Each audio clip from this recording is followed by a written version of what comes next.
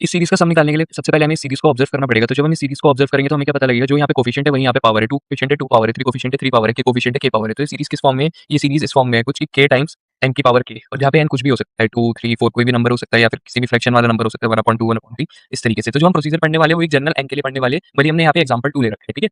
उसके बाद अब सेकंड चीज़ जो हम ऑब्जर्व करेंगे वो क्या है? वो ये है कि अगर मैं इस सीरीज़ को देखूँ तो 1 + 2 + 3 + k - 1 + k, ये मुझे इन्हीं जैसा लग रहा है। अगर मैं दूसरी टर्म देखूँ तो 2 की पावर 1 + 2 की पावर 2 + 2 की पावर 3 + 2 की पावर k - 1 + 2 की पावर k, ये मुझे जीपी जैसा लग रहा है।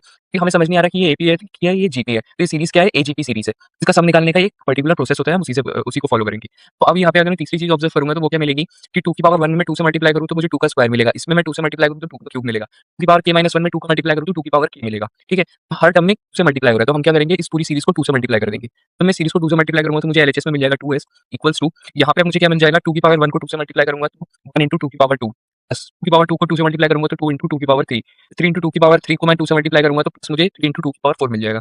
सिमिलरली जब मैं इस पूरी टर्म को 2 से मल्टीप्लाई करूँगा तो मुझे क्या मिल जाएगा, -1 एज़ इट इज़ रहेगा, है ना? और 2 की पावर -1 को मैं 2 से मल्टीप्लाई करूँगा तो -1 + 1 कैंसल हो जाएगा, तो 2 की पावर k मिल जाएगा। और मैं इस टर्म को अगर k 2 से मल्टीप्लाई करूँगा तो क्या मिल जाएगा, k एज़ इट इज़ रहेगा इंटू 2 की पावर k + 1। अब हमें कुछ नहीं करना, इन दोनों सीरीज़ का हमें डिफरेंस लेना है। 2s - s करेंगे अब हम दोनों।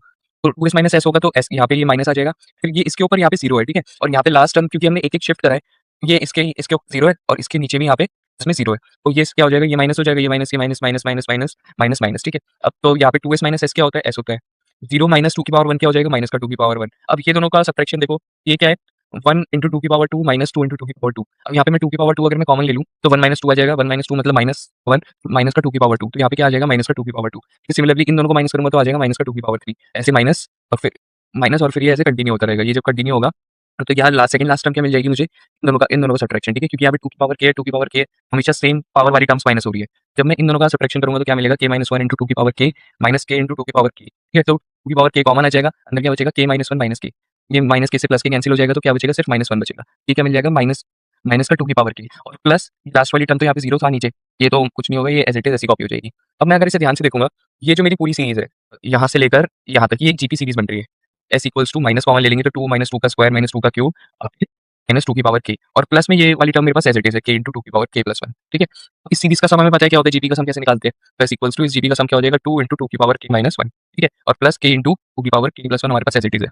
उसके बाद इसको मैं थोड़ा-सा रिज़ॉल्व करूँगा, अच्छा बाहर माइनस भी है एक, इसको मैं थोड़ा रिज़ॉल्व करूँगा तो मुझे क्या मिल जाएगा, माइनस का 2 की पावर k + 1 + 2 प्लस का 2 + 1 इंटू k, ठीक है? उसके बाद यहाँ से मैं k 2 की पावर k + 1 2 की पावर k + 1 कॉमन ले लूँगा तो 2 की पावर k + 1 कॉमन आ जाएगा, और यहाँ क्या बच जाएगा, k - 1 बस ये आ गया इस सीरीज़ का सम। अब ये सीरीज़ हमारी काम कहाँ आती है? ये जब भी हम रिकर्जेंट ट्री से जो भी प्रॉब्लम सॉल्व करते हैं तो उसमें ये हमें अक्सर देखने को मिल जाती है। तो जब हम रिकर्जेंट ट्री से प्रॉब्लम सॉल्व करते हैं तो जनरली क्या होता है, ये जो k है, ये क्या